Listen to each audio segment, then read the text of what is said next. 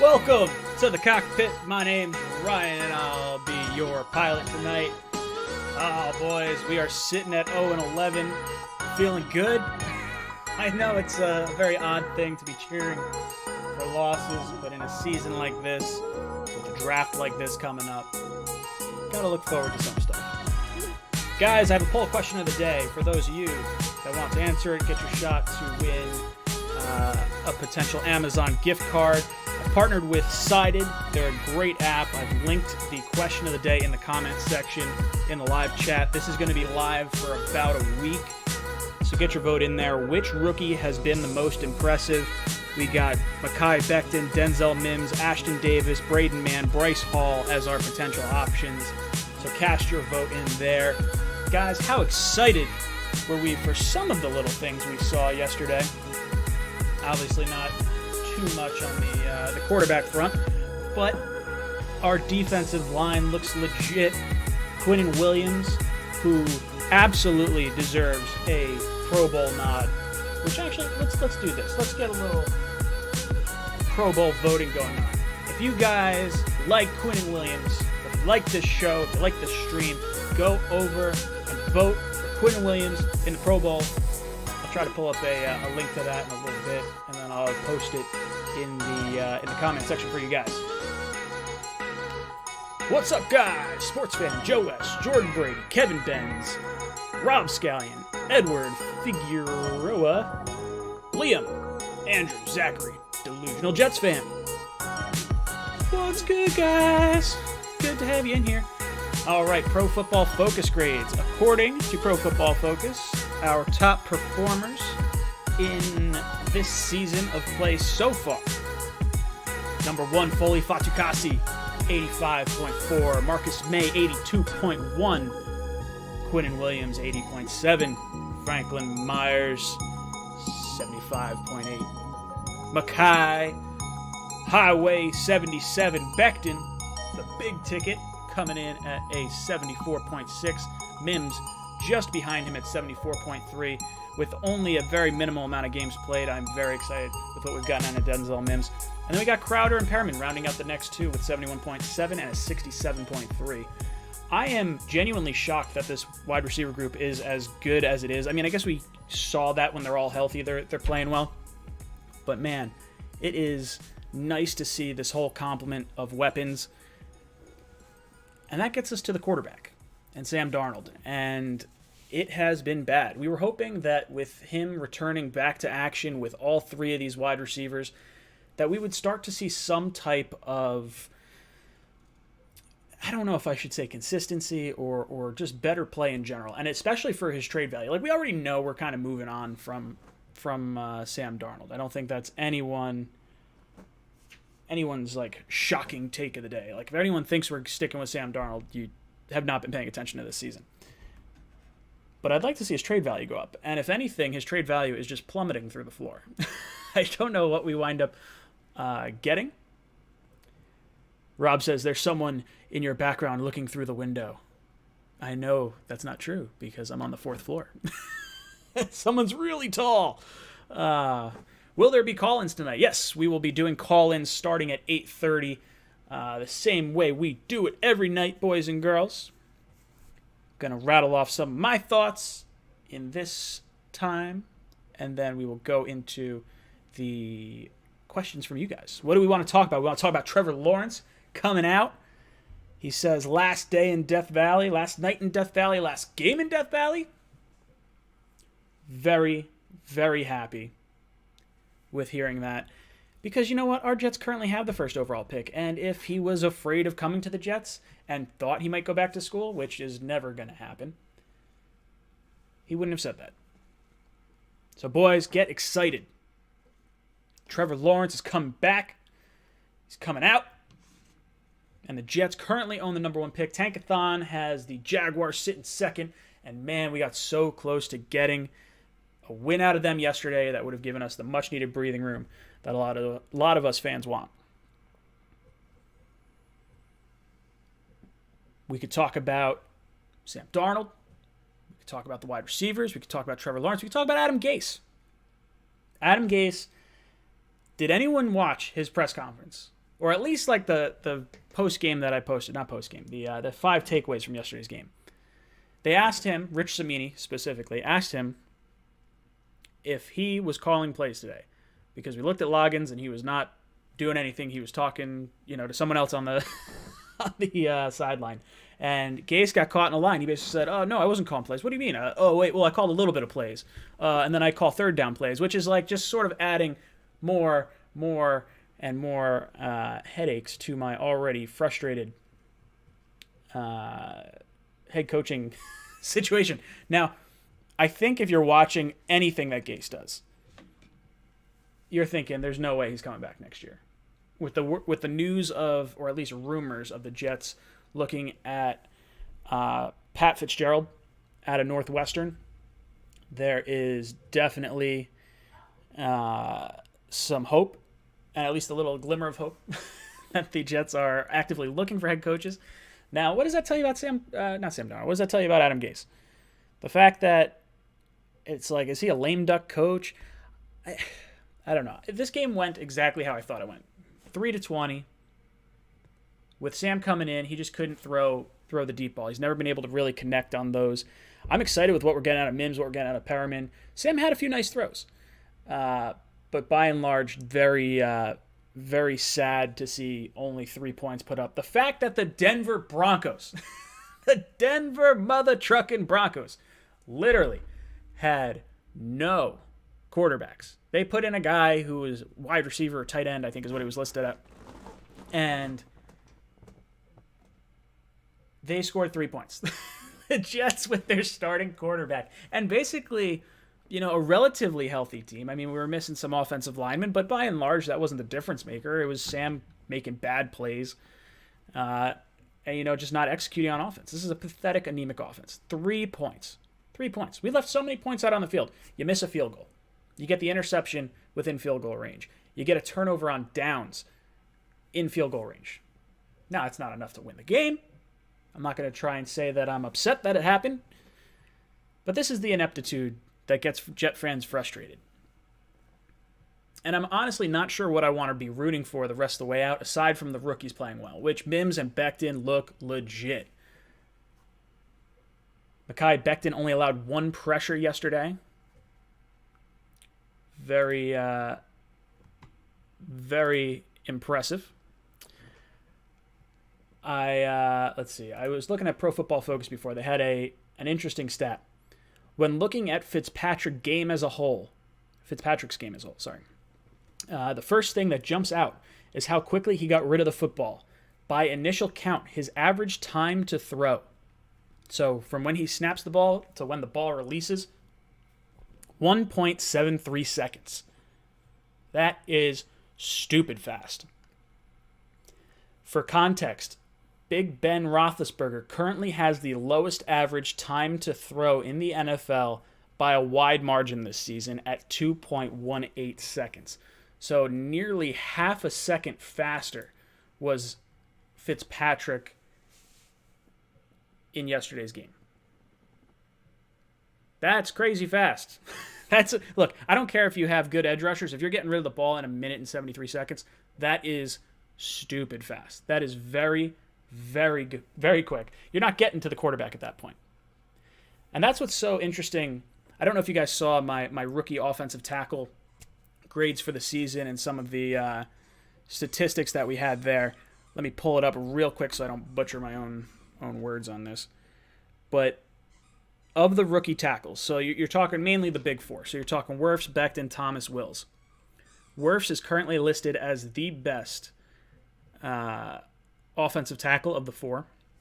He's got a 77.9 Pro Football Focus grade and has blown 4 blocks. He is playing right tackle. Mekhi Becton has 4 blown blocks as well. He's currently rated at 73.9. He is playing left tackle. He has missed some time, so that's probably where some of his grade comes in, I would think. Now, keep this in mind. Becton's grade is very much lower than Wirfs for a long, basically because of the quarterback, or at least I believe it's because of the quarterback. Because the Jets quarterbacks, whether it be Flacco or Darnold, hold on to the ball a little bit longer, they're kind of running for their life. that allows more issues to come up with Mekhi Becton, or more issues to come up with whatever player you're looking at on that offensive line. With Wirfs, you have Tom Brady, who is one of the fastest snap-to-throw times in the history of the league. Guy gets the ball out real fast, real fast. So if you're getting rid of the ball quick, guys don't have time to actually throw the ball or have time to get to the quarterback. That's why Wirfs is rated as high as he is. Now, the good part for us Jet fans, and something that gets us, laughing a little bit, because our crosstown rivals, the Giants, they've been throwing a little bit of shade our way over the course of the last, 2 decades of winning 2 Super Bowls. Bunch of jerks over there. No, but they drafted the guy that most people considered to be the safest tackle prospect in the draft. He was supposed to start at right tackle until Nate Solder opted out for the year, so that threw a wrench into things. But he was graded as a 59.4 and has a whopping 32 blown blocks. 32.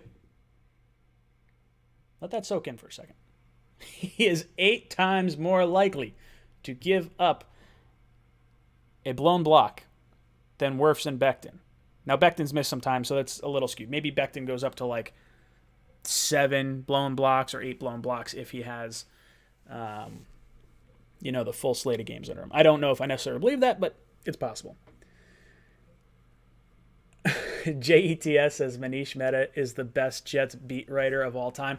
Yeah, if you guys want to talk about Manish Mehta, man, I cannot stand this guy. This guy's a friggin' creep. Straight up garbage human being. If you are like stalking different members of the Jets organization, like I get when you're trying to get a scoop. Like I understand that. I think that's probably why papers like him or specifically the New York Daily News likes him, is because he's so abrasive and he gets results. Unfortunately, I don't like the guy, and I would hope he's never around. But that is a very real thing that is happening. What are you guys talking about in the chat there? Dark Demonic says, hello, Jets Talk 24/7. I feel if the Jets lose to the Raiders, this is it in terms of the panic and heart attacks every single Sunday. Trevor Lawrence is the future and destiny of the New York Jets. I am not very concerned with the Oakland Raiders, or the Las Vegas Raiders, sorry, because I think they are a pretty good team. I don't think... What do you guys... Hey, Ryan, I saw you eating vanilla ice cream out of a Jets helmet.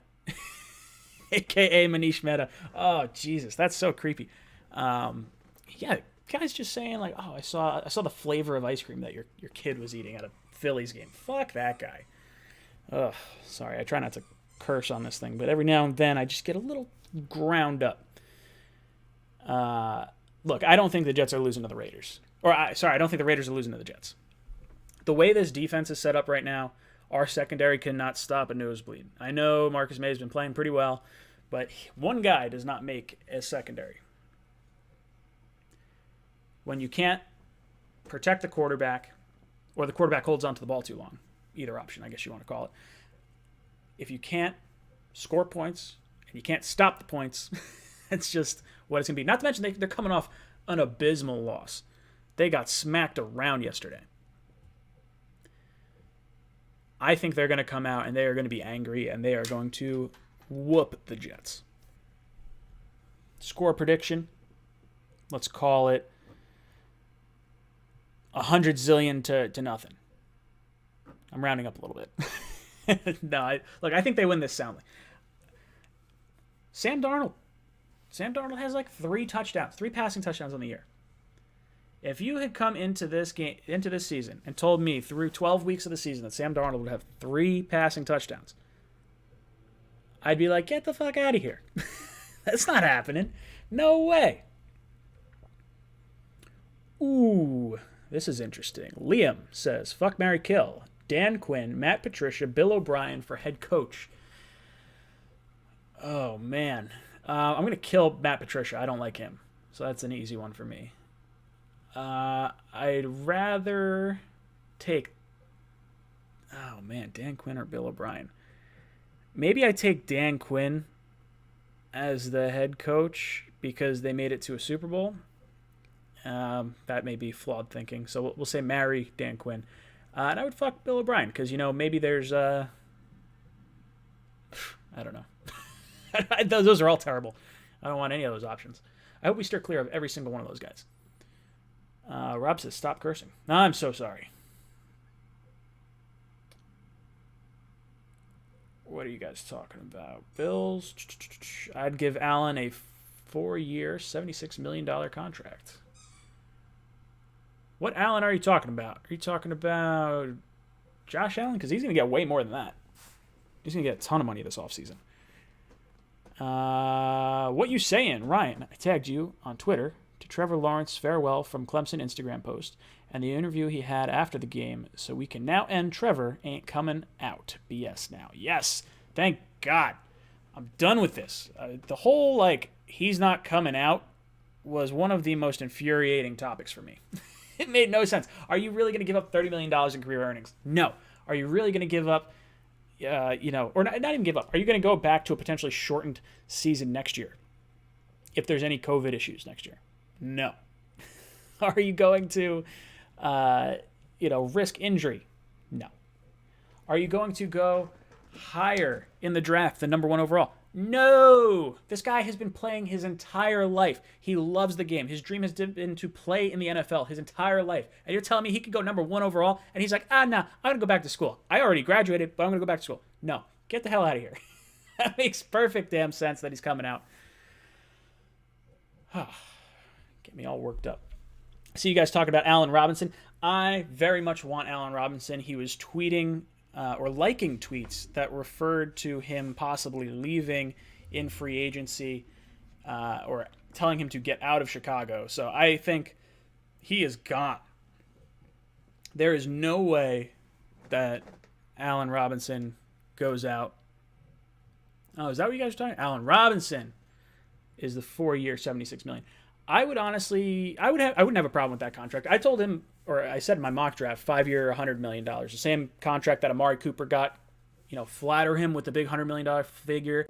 I know if you gave that to me, even if it was only $1 guaranteed, I'd be like, got a $100 million contract. What up, bitches? Yeah. I'd be so pumped. So I think there is something to say for the $100 million contract, even though it's not actually a $100 million contract. It's going to be, a 2-year deal or a 3-year deal, maybe at most. So yeah, I would do that. Asylum Reaper says, Ryan, would you take one? Who would you take? Take one. Allen Robinson or Kenny Golladay. Both will be available. Galladay's probably going to be cheaper, I would think. I like Allen Robinson. I like that he's proven that he can play well with 3 bad quarterbacks throwing him the ball. So if we can get someone like, I don't know.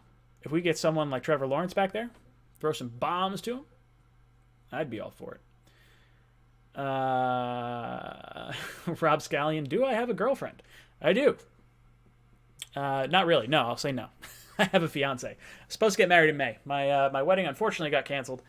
So now I am in limbo waiting till next May. Hopefully everything goes off, about as good as you could possibly have it, I guess.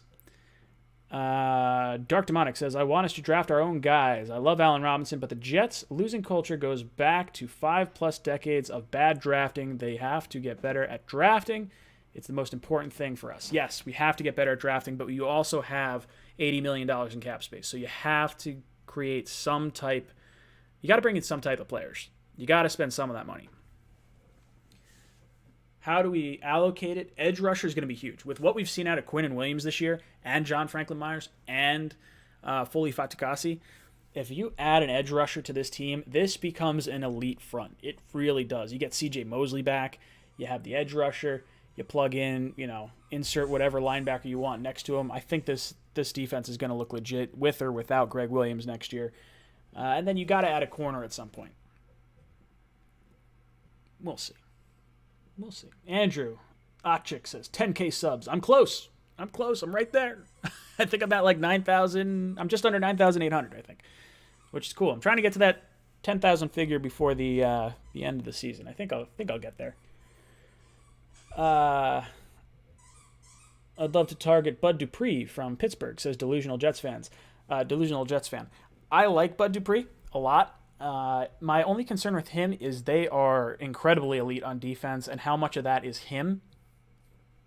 if we bring him on, I'm all about it. I'm definitely excited for him. Him, Judon, Shaq Barrett. There's a lot of edge rushers hitting free agency. Melvin Ingram, I think, is hitting free agency.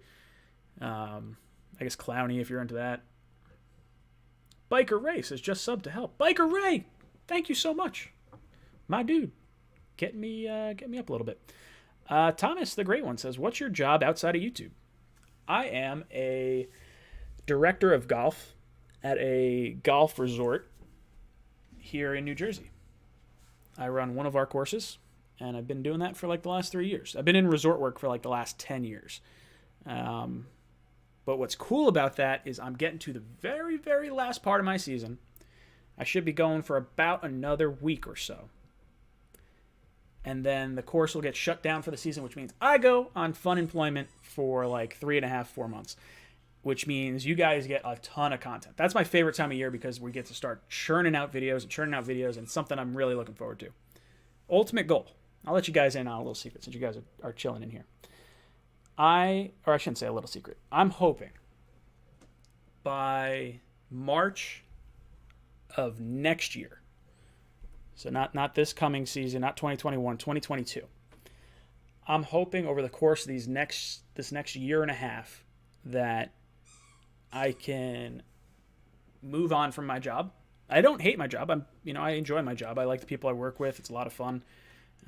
It's not without its headaches, I guess, but overall I like my job. But it would be very cool to be able to leave my job and make full-time content for you guys and just pump out videos all the time. Now I'm at a point where, obviously I'd still have to get another job. I'd probably, whether it's delivering pizzas, bartending, or something like that. But that's what I'd be looking to do to try and compensate some of my income. Now, hopefully, in the next month or so, fingers crossed, we're closing on a house. Fingers crossed. I don't know if this is going to happen or not. All the inspections went back well. All the everything going on with that is going well, with the exception of the sellers having an issue with the house that they are buying. So they have some sort of septic issue going on, which means I'll have my own office, which means you will no longer have this as my background. You'll actually have more of a Jets-themed background, which is something I've wanted for quite some time now, so I'm really excited for it, and I'm hoping to have that all finished. What are you guys talking about? JETS, were you ever on Pro Tour? No, I'm a bad golfer. I'll give you a little insight. The only reason I gave away, not the only reason. The only reason I sort of fell into my job is I worked at a ski resort in the winter during my time at college, and I had a blast. I did it just to get the free season pass, and we wound up going through all 4 years. I think the last 3 years of my college is when I worked over there. I graduated. I came back. I was like, oh, you know what? I'll get a job back there, and I'll just get a free season pass for the year, and we'll go from there. Well, to my surprise, they're like, hey, do you want 40 hours a week? I was like, sure. Why not? I don't know what I'm doing yet. I got this film degree, and I don't have a clue what I'm doing. So then I do that, and then springtime comes around. They're like, yeah, go work at the golf resort. I'm like, all right, sure. Let's go do that. And then that was like 7 years ago now. So now I'm here. So kind of fun. What are you guys talking about in there? Oh, something squeaking in the background. Yes, that is Bali and Becca. I think it's just Becca squeaking the toy. I don't believe that's actually Bali. So whatever.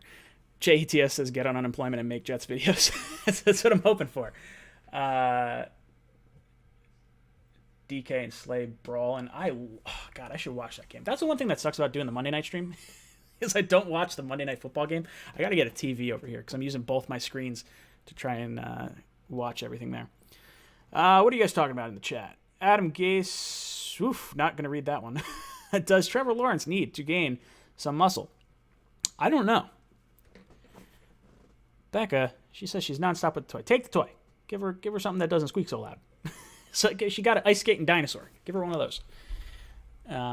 Or you can play with the ball. That's fine. Whatever. Just gonna hear it in the background. I hear it through the little earbuds. 20th Georgia says, what do you think of 6'9", 400-pound right tackle Daniel Falele? Wouldn't it be nice to have the line of him and Mekhi Becton? Yes, I mocked him to us in the second round. That was part of my mock draft. I am very high on Daniel Falele. Now, he opted out this past year, and there's a real good chance he's going to go back to college for another year. He's only been playing football for 3 years. So, I don't know. There's a lot of room for growth, and the guy's absolutely enormous. I don't know if you guys have seen it. Google Daniel Falele and look at the picture. There's a picture of him laying down in front of the rest of the team, and the guy's an absolute unit. Yeah, it's friggin' ridiculous. The guy's too big for his own good. Bubs says, Fields to the Jets, please. The nice thing is, this is what I can kind of hang my hat on, is the Jets are getting a top 2 pick. Right now we have just under a 70% chance of getting the number 1 overall pick, and we have about I think it's a 28% chance. Is that math right? Yeah, like 28% chance to get the number 2 pick. And then it's like a 1% chance to get the 3rd pick and like less than a 1% chance to get any other pick in the draft. Now, the Jets are going to have to win 3 games to earn the 3rd pick, so more than likely it's a top 2 pick. So I want to get used to just the idea of Justin Fields in the event we don't get Trevor Lawrence. And I'm not there yet. I know Justin Fields, incredibly highly rated by a lot of people. A lot of people think he is going to be just a fantastic quarterback. He'd be the number 1 pick in any other draft that does not include Trevor Lawrence. But I want to feel confident with him. I'm hoping we can get some viewing time in the tape later on. I actually just got NFL Game Pass. So what I'll do is over this offseason, I'm probably going to do some all 22 breakdowns of some of the guys that I really like. Something I haven't really done before. I never really did film breakdowns. I'm not as dialed in the way that Joe Blewett is, my buddy over at Jets X Factor. Hopefully, well, I'm trying to get him on. Let's see when did he respond back to me? Rats. Sounds like Joe's going to be on next Tuesday. So not tomorrow, but sounds like next Tuesday. I got to respond back to him. So we'll see. We'll get some info from him. Hopefully we can have, maybe we'll talk a little Denzel Mims. I'll get him prepped and be like, hey, make sure you get all your videotape. Fan base wants to see just how good Denzel Mims is. Guys, we'll go to the phone in just a second. I'm just waiting for my little comment section to refresh on the side here. I want to throw up Chris Bucco, the comment he made. But I got a little bit of a lag going between my comment section and whatnot. So we will start the phone calls in a very short amount of time. What else are you guys talking about in there? Feel like Fields will be Haskins 2.0 if he comes to the Jets. I don't like comparing Fields to Haskins. I don't get that same vibe, aside from him being Ohio State. So we'll see. Georgia says, when are you going to do a full 7-round mock draft? Because I love those. Georgia, look at my video that I have pinned in my homepage, on my YouTube homepage. I have my whole mock offseason, which has a full 6-round mock draft because we don't have a 7th-round pick. So, yeah. 0 chance we get Dak. I had a lot of people talking to me, hey, let's trade down, get a haul of picks, sign Dak Prescott, and just roll with all the picks.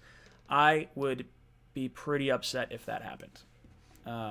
Now, I'm sure we could get a huge offer for that first overall pick.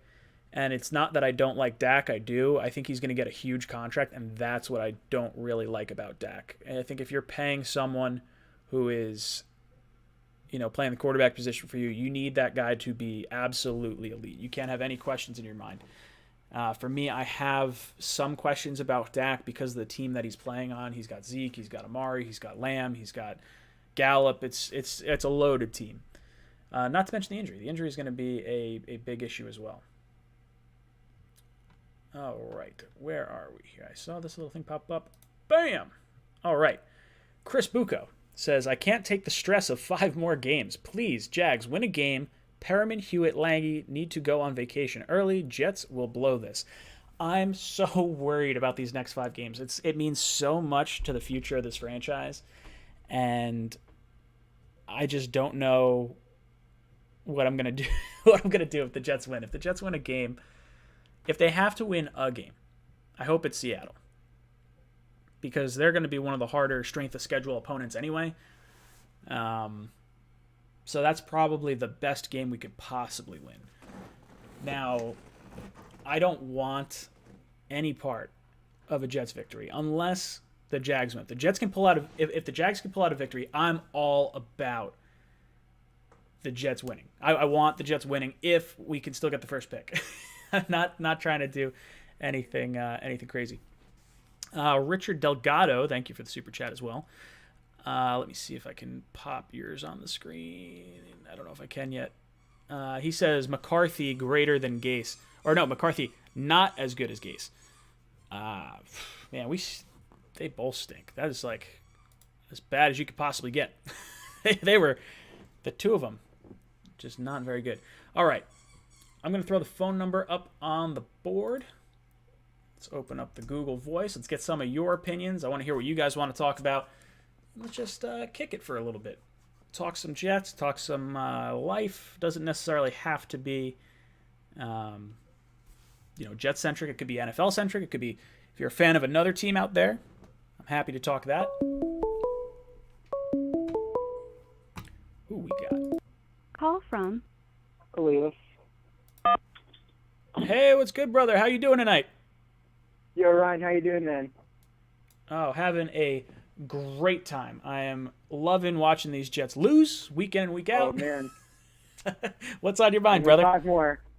All right. I'll only start 5. this call off with a quote from our offensive genius's press conference. Reporter said this: "We were watching Dowell the whole game, and he wasn't doing anything. He was just standing there." Gase responds with, "He tells me it's not hard. It's not that hard. We just go through the drive before." So what he's saying is that they play call for the drive before. Okay, I've never played a game of football in my life, okay? I play Madden on my phone, and I think I could call a better game than this idiot, honestly.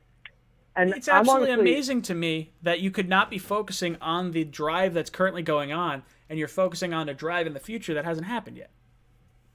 Yeah, that's nuts. But anyways, there's really not much to talk about for like the season right now. It sucks that Sam's clearly not the guy. I think we have a couple good building blocks, especially on defense. I like the defensive line a lot. Which I like. Franklin Myers, is he new on the team this year? Or has he's been here for a little bit, right? Because he's been playing well. He's been playing real well. I think was he last year? He's under. They're all under 25. Like our whole. Yeah. Definitely spelled his name wrong in my little thing over here. Myers. All right, where is he? He was on the Rams in 2018. He's been on the Jets. He's been on the Jets 2019, 2020. So hey, good find, McCagnon. Good find, man. I am very surprised with how some of these McCagnon picks have turned out. Hey, McCagnon loves his interior defensive linemen. He wouldn't stop drafting them. Like when the draft after Sam Darnold was just Nathan Shepard, Falaronza Fadikasi. Next draft, more Quinnen Williams, like more interior linemen. So he has to hit on one of them. But anyways, I got a few thoughts for the off season and like actually. Hold on one second. I'm just looking through. Franklin Myers was actually a Joe Douglas add-on. He was added September 1st of 2019. We claimed him off waivers, so that was a Douglas edition. Yeah, right, that makes a lot more sense. Just the end of camp. But, yeah, that makes more sense. So the two coaches I really want, my number one is Joe Brady, just like you. I just think I'm willing to take that risk because with Adam Gase, we all hated the move and we wanted him fired immediately. If Joe Brady doesn't pan out, at least, which I don't think is going to happen, but at least we like the swing. At least Sure. There's a bit of aggressiveness there, like kind of with Becton. Like the safe pick was worse. But we all like the Becton pick, and if it didn't, pan out, it'd still suck. But at least he took that swing. And then the other guy I liked is Matt Campbell, just because the dude from Iowa State, just because I don't know, head coach, not in the NFL, but he's still a head coach. So I think the most important thing is, I think Allen Robinson, there's a slight possibility we get him. I don't know if Joe Douglas wants to spend all his money in free agency, but he's not staying with Chicago. I think he's made it pretty clear. But the biggest thing, man, is just getting that number 1 pick. I think it baffles my mind that Jets fans are still rooting for wins. I'll root for a win once Jacksonville, which, God damn it, man, they almost won. Oh, it was so close. They've had like 1 or 2 of those games this year where I'm like, oh, come on.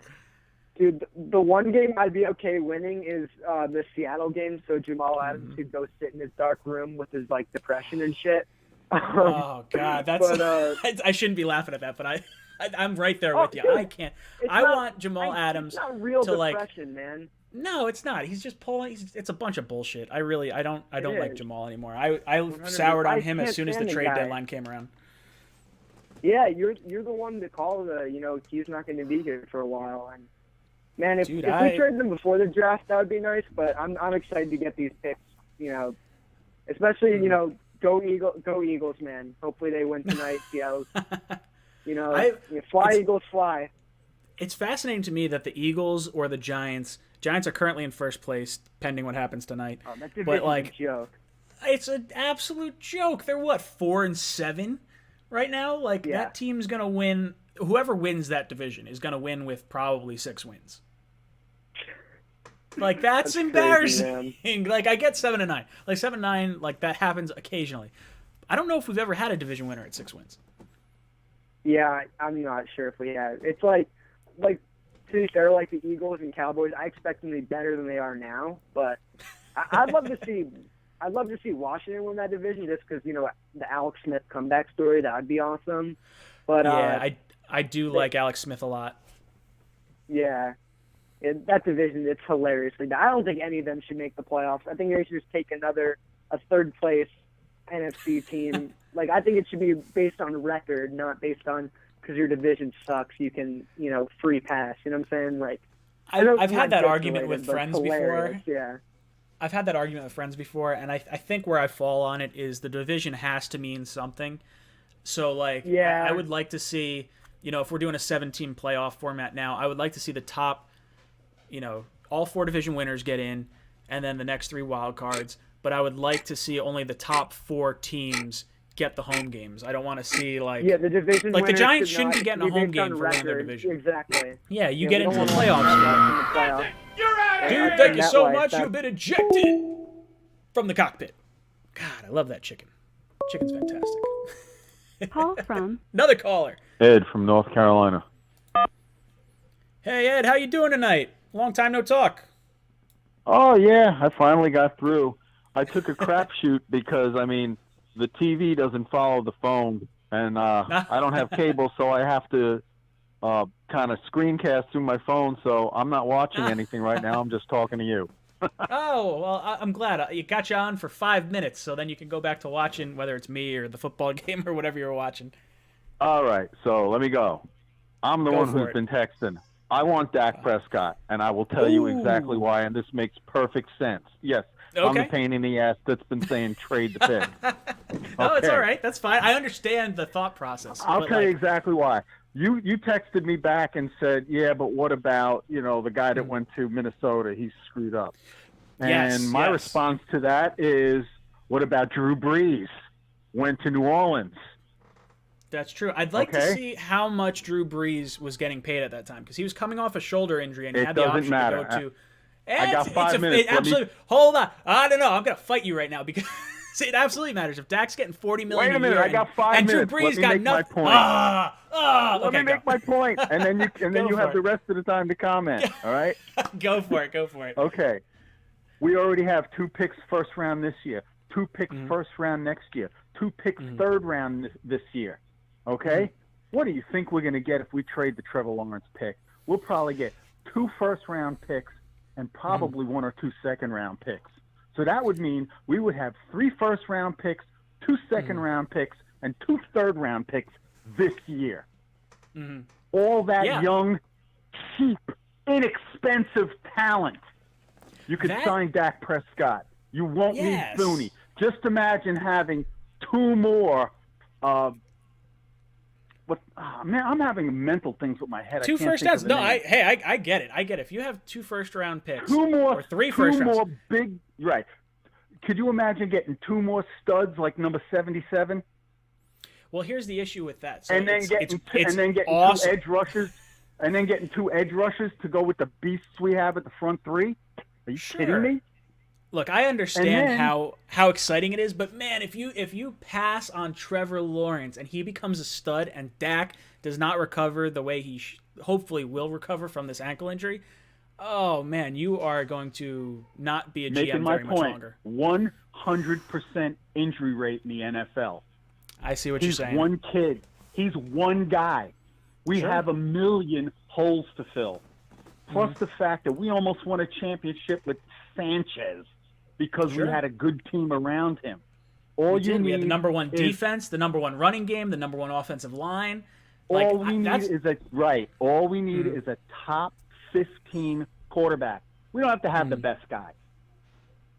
It's like a Trent Dilfer won a Super Bowl. Yeah. Look, I get it. That was a different era, but yeah, I understand it. The whole one-player argument makes a lot of sense, especially with Joe Burrow going down. Like you're one play away from snapping an ACL or some crazy injury happening. So I That's get my that. point. If getting the first pick is great because it gives options. I'm just saying, look, nothing against the kid, except for me. I've come from the Richard Todd era, so he reminds me too much of him. But with the looks, but I saw a Who concert at Shea Stadium in 1980 wearing a frickin' Richard Todd jersey. Okay. Look, I want Trevor Lawrence just because, like, if he is the Elway, if he is the Manning caliber prospect, it's irrelevant to me. Everything else is irrelevant. Like, just make the pick. The quarterback position just has so much. If he stays healthy, yes, but the quarterback position is the most protected position in all of professional sports. Now, they're not, impenetrable or it's not like you can't get screwed up. You're probably going to miss a little bit of time. Sam Darnold's missed 3 games last 3 years. You have Drew Brees missing some games. Like, guys are going to miss games, but you have to. I don't think you should gamble on him having an injury. I think you should hope that we don't get the injury. And we already have so many picks. Like, that's the thing. Like, when the time comes, like, I would bet if you trade out and you sign Dak, you need to win a Super Bowl in that window of 4 years. Because if you do not, well, no, Dak's not that old. What I'm saying is his contract, because all these rookies are going to have to get signed, or you're just going to have to let them all walk. Like, this does come down at some point after 3 years in, 4 years in, whatever it is. But Ed, thank you so much for the call. You're out of here! That was a fantastic call. I like when someone gets me riled up because it gets me jazzed up and everything. Let's see. Who we got in here? We got Ed. Where's the comment? Well, bam! Ed says, "Hey, Ryan. Love the show." Ed, love you too. Do you think Coach Boyer deserves a look as head coach? The best head coaches were special teams coaches. Thanks, bud. I love special teams coaches for head coaches. I really do. That's why I was so excited to potentially get John Harbaugh prior to them drafting Lamar Jackson. There was thoughts that he could get fired at some point, and now that's just not the case. But John Harbaugh was very much a special teams coordinator, and those guys are interesting to me because they see a lot of offensive players. They see a lot of defensive players, so they understand the whole scope of the team, not just one side of the ball. This is why a lot of people like the head coaches, like a Campbell, like Pat Fitzgerald, like, I don't know, insert any head coach that has been coaching for some time. That's why people like him, because they can balance things, they can talk about different stuff. Ali, what's up, dude? The myth, the legend, Ryan. What's up, dude? All right, I think I saw your name pop up over there. Ali, hang tight. I'm going to get you on here. What am I hitting here? Google Voice. I should have a hot button for this. Oh, I do have a hot button. I'm an idiot. I'm sorry. Where did I see this in here? Boom. All right, Ali, phone call coming in now. Let's see if he jumps on.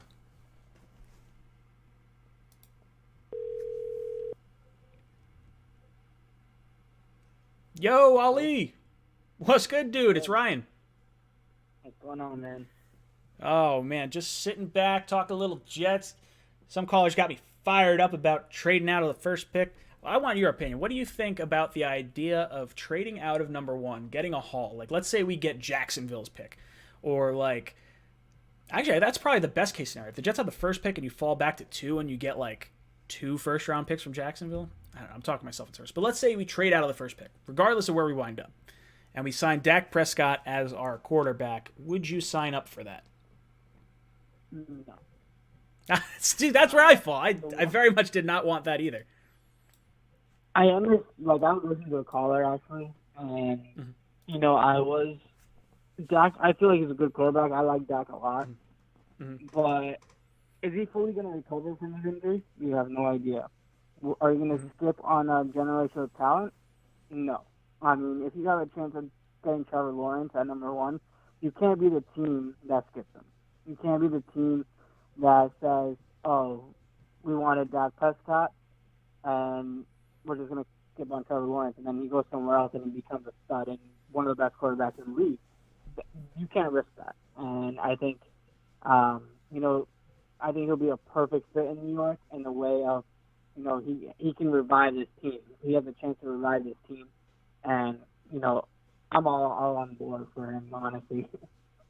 Yeah, that's just it. It's the excitement factor. You gotta shoot some juice into this fan base right now because we feel like we're like battered.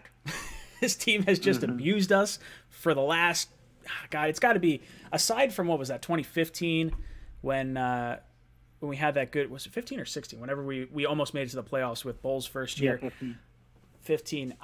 Aside from that year, we haven't had the taste of the playoffs or a hint of like possible playoffs since 2010. So like I want to get excited. I want Trevor Lawrence to get here. I want use the rest of our draft picks to surround people. We have enough assets right now that we can make this team significantly better without trading that number 1 overall pick. That's kind of where I fall on that.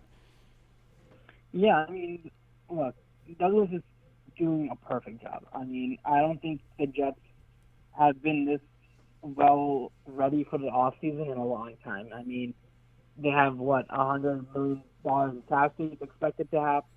They have over 20 draft picks in the next 2 years. I mean, what else do you want? I mean, all the rookies that are going to be here next year and all the guys that Jets could possibly bring back next year are all playing well. I mean, they're playing decently. I mean, cornerback Bryce Hall is playing well. Ashton Davis has showed flashes. Denzel Mims has been an animal. People have now looked at him, and just because he doesn't get the ball doesn't mean, he doesn't make an impact on the field. I mean, I'm going to have a breakdown of that later on, but, I mean, he's doing it right. He's doing the right way, and I think he's developing a team that he could build. And the one thing the Jets need to do is fire Adam Gase. That's the most important thing to do. And, I was just on my live stream with TD Finstock, another YouTuber, and, he was scaring the crap out of me, bro. He was scaring the crap out of me that Adam Gase will be the head coach next year. Oh, yeah, I know he believes it. He thinks that's going to happen. Look, I think there's a legitimate fear because of how planned this feels. This tank, it doesn't look like Adam Gase is coaching for his job, and that's what scares me the most. But I have a feeling Woody's going to come back. He's going to put all the blame on himself, not on Chris, not on Joe Douglas. He's just going to be like, yo, Gase, you're out of here. I hope. I hope. I can't stand watching Gase. The press conference yesterday, did you get a chance to watch how he answered some of the questions with Samini? Yeah, I watched it fully. That was uncomfortable. That was so uncomfortable. So this is the one point I told TD Finstock. Miami media and New York media are 2 different media outlets. Sure. If he stays next year, New York media is going to grill him for the rest of his time here. He's going to have to expect that. After an 0-16 season, which is most likely we're going 0-16, there's no way we're going to win a game, maybe the Cleveland Browns game, but we don't know. This team is hot trash. And, if Gase stays here, he's not going to have a good time, man. This media is going to grill him. Rich Samini is always under his skin. Connor Hughes is also under his skin. Manish is dead right now. Oh, thank God! I can't stand Manish. I'm very anti-Manish as like far as you could get. I like Samini. I like Hughes. I think that if Gase is here next year, I might have to lead a revolt and just like we're organizing. You know, it was there 5 or 6 guys outside Florham Park this past year. I'm gonna have way more people. We'll get the whole panel. We'll just go picket signs. Just no Gase. I'm so done with this guy. I mean, a lot of people wanting me to speak on Manish, like back here, because I feel like, you know, Jamal Adams, when he left, he went to Manish to talk about it, right? And then Yeah, people were like, absolutely. you know, he's like, okay, because Manish is that guy, you know, that he's that guy that people want out, go to him. Mm-hmm. So, Yeah. I mean, I feel like when that report came on Twitter, everyone was literally being, bro, speak on it, bro, speak on it. I'm like, I do not want to feel that fire because I'm a guy, because I was actually at training camp.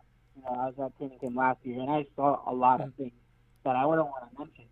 That he was a mess. He was really a mess of how people described him. I can understand that. I understand where he came from, and you know, but that entire situation. I even saw you make a video on it, right? And, Oh yeah. You know, it was hilarious. So when I saw that, I'm like, this is so effed up, man. This is so terrible. Dude, drove me bananas. I was like, if you did that to anyone, I would be filing a restraining order. That's not like you're describing what flavor my kid's ice cream is at a game. Like not even a football game. It's a baseball game. You're following me there. Ugh. Yeah, That gets me worked up. But again, man, the one thing the Jets need to do is fire Gase. I mean, I think I came out last week too, and I told you that he needs to be fired. That's when the team's going to take another step. Sam Darnold is done. I mean, he's a donezo. He has no excuses anymore. It's very sad. It's so sad, honestly. I think the Jets honestly ruined him, and it's also his fault as well. But I think Gase is going to take Darnold down with him, and you know, it's tough to see a kid like that go down. I mean, I had high hopes for him, but his USC struggles of his turnover stuff, not reading the field correctly, that's what destroyed him. I mean, he had Denzel Mims wide open a couple on that one bad interception, man. One bad interception. He had Denzel Mims right, he's running a slant, and he had him wide open, but he did not see him. He ran out and threw the terrible pick, and he doesn't know how to throw it away yet, and it's just so bad, man. It sucks. It sucks. Now, how much of this do you think is Adam Gase? How much of it do you think is Sam Darnold? Because when I'm watching some of these plays, you have receivers running wide open. We saw a bunch of plays earlier in the season where like Crowder's running free, you had Perriman running free, and Sam's just missing him. Like not even throwing the ball to him, just outright not seeing him. And then you have other times where, you know, we find out Sam can't call his own number on 3rd and 1 or 4th and 1. Or he's not allowed to make an audible at the line of scrimmage. Like, that just makes no sense to me. And I feel like there's got to be some type... Like, Adam Gase was brought in to develop this dude. And I know we didn't surround him with talent. And I know there's been a lot of injuries and issues. No training camp this past year or no preseason this past year. So we didn't get, like, the full effect of what could happen to Sam Darnold. And I think that's a huge piece.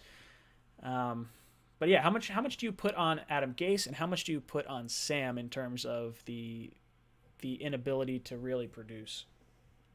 I think it's 50-50, honestly. I think they're both at fault. Doesn't matter what talent's on the field.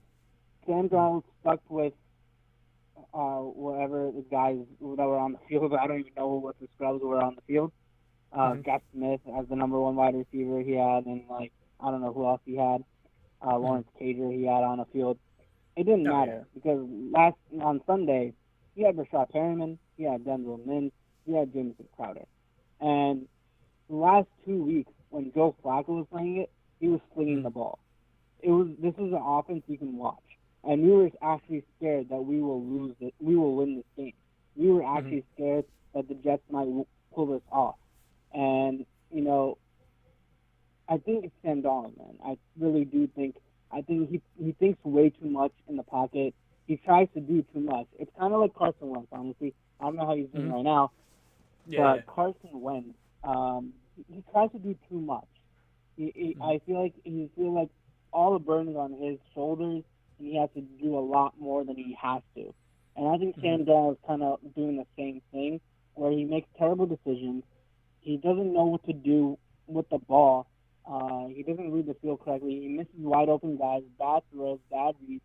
And I think coaching-wise, I don't think Gase has put in the correct offense for him. And I think the best bet for Darnold is to maybe go to a lower-level team and try to establish himself there, where there's not high-pressure media there, a new start. And I think that's what he needs, because that's the kind of guy he is. And, hearing the same things that he say, he's like, oh, it's on me. Oh, we got to be better on the field. That's just getting to my head now, that I just want to be like, no, stop saying that, dude. I'm over it now. Dude, he had that part of his press conference yesterday, I guess it was his post game, where he's talking about, hey, the blame's on me. I made 2 bad throws. It's this. The guy takes everything on. He is a pro of pros. Like, this is what kills me, because the guy seems like such a nice guy. I got to meet him once, but it was like a very brief period of time. But he's just like a happy guy, and like, I wanted to see him succeed here, and the Jets did everything they could to like just absolutely ruin that. Is there a team you want to see Sam go to next year? A team that I want to go see. I mean, there's a lot of opportunities for him. I feel like there's a lot of teams that need a quarterback. People are mentioning from after seeing last night's game, Chicago, and I think that would be the worst possible, because Allen Robinson's done, and the same scenario at New York is going to start again, right? He's not going to have his number 1 wide receiver, and this whole process of him not being good is going to start again. I think either like Indy or San Francisco, those are all options. And I think wherever he goes, I think he'll have a chance to compete there for a starting job. But, I think his draft stock has gotten so low for us. I think the Jets should trade him right away if they have the number 1 pick, because I don't think we're going to get a 4th round pick, honestly. It's that bad right now. I think the draft pick situation is really scary. I think because of how bad he's playing right now, I almost would hold on to him till the draft, because it almost gets people to kind of forget how he's played. Like, if you try to trade for someone at the trade deadline, generally, I feel, or I should say this, if you try to trade for someone at the beginning of the season, you don't tend to get as much as like draft time, when you have like the pressure coming on, and it's like, all right, let's get something. Although I guess we got a shit ton for Jamal Adams, so I don't know how much that's true, I guess. But I would like to see Sam. You mentioned San Francisco. I think that's a great spot. Indianapolis is a great spot because of that offensive line, the weapons he's going to have there. I like having him back with Pittman again. I would like to see him probably end up with. I'd like to see him go to the Saints, because the Saints have some interesting trade chips that won't necessarily cost them a draft pick. And I don't know if Sam's value has dropped too low for us to really consider this, but I would like to see him get traded for the right tackle from the Saints, Ramchick, or however you pronounce that name, and or Marcus Lattimore, because both of them are in the final year of their contract. They are in miserable cap hell. They're like $90 million over the salary cap. So they're going to have to get rid of some big-time guys, and I would be all on board with either one of them. Yeah. Now, I didn't really leave you much of a question there. Yeah. I mean, for the Saints-wise, I mean, I don't know. They're trying to still evaluate if Taysom Hill is their quarterback, right? I think they're trying to just evaluate that. But honestly, that could be a great place for him. I think Sean Payne's amazing, man. I think I love him as a head coach, and I think I think you love him as a head coach as well. And you said that a couple of times. But seeing him in New Orleans, I'd be really happy for him. We sent. He could actually be really well there, actually, because, you have Michael Thomas over there. You have Kamara over there. He has weapons over there. He has a good coaching staff there, and coaching matters. And not to mention, there's a little bit of a connection with the Jets and the Saints over the course of the last 15 years or whatever. We sent Vilma there. There's Teddy Bridgewater went there. There's guys like Demario Davis. Not that he went directly from us to there, but I think there's, I don't know. There's connections that I can see sort of in place, and cross conference, I guess, like sending guys to the NFC versus the AFC. Like if you're getting rid of, say, a cornerback or a right tackle that you really like, maybe you want to send them to the opposite conference. We'll see. I don't know. Yeah, for sure. I think I hope the best for Sam Darnold, but it sucks, man. I was hoping he could bounce back this year. I really did. And this was his test, and he failed. And I think now the Jets are on track for either the first or second pick. That's what they're going to have. I think they're almost locked for the first pick, so it's either Trevor Lawrence or Fields. Yeah, I think I saw something today. They're giving it a 69 point something % chance for the Jets to get, or 68% chance for the Jets to get the first pick, a 28% chance to get the second pick, and then it's like a 1% chance to get the third pick. Because I don't see the Jets winning 3 games to fall to the third pick. So I just want to get comfortable with, like, I'm already comfortable with Lawrence. I want to get comfortable with Justin Fields, just in case. Same. I'm on the same boat as you. Mm-hmm. Ali, I'm going to jump over to some more calls. Go on. Finish. No. Yeah, I was going to, before I got to go eat too. But for Fields, I don't know if I've not seen enough film on him. Mm-hmm. But I just haven't seen the wow factor. I've seen that Trevor Lawrence, right? He's been good since freshman year. And, he's solid. He puts great numbers up, and, he doesn't really miss games. He's very, very, very solid. I can't say about Justin Fields. I know he's having a great year. I know he had that one bad game, and I tweeted out, and people came at me for saying something about it one game, but I've said that since the beginning, that Fields has not given me the wow factor yet. And I think it's just going to be hard to see that. We're not going to be talking about Justin Fields if we have the first pick. So hopefully we just secure the first pick and get Trevor Lawrence. Yeah, I was looking at with Justin Fields, I want to say Trevor Lawrence was like the 3rd or 4th best recruit from, I think it was at Sports 247 or whatever, in terms of high school prospects, and I think Fields was like 8th or something like that. So it's across the board. The guy's been rated really highly. He's played well. The Ohio system just kind of scares me a little bit. I like the success that we got out of Clemson with Deshaun Watson. I was leery on him when he was coming out of the draft. And now, second Clemson quarterback comes out. This guy's supposed to be a generational talent. I'm not passing on him. I'm just hoping against all hope that we get that first overall pick. I don't know what I'm going to do if we win a game. You might see me jumping off a building somewhere. Ali, thank you so much for calling in. I'm gonna get to some more calls, guys. If you have not followed Ali, he runs Loyal NY Jets Fans over on Instagram. He's been on the show a bunch of times, so make sure you check him out. He'll be in the chat, so give him a subscription. Ali, thank you so much for coming on. See you. Have a nice night.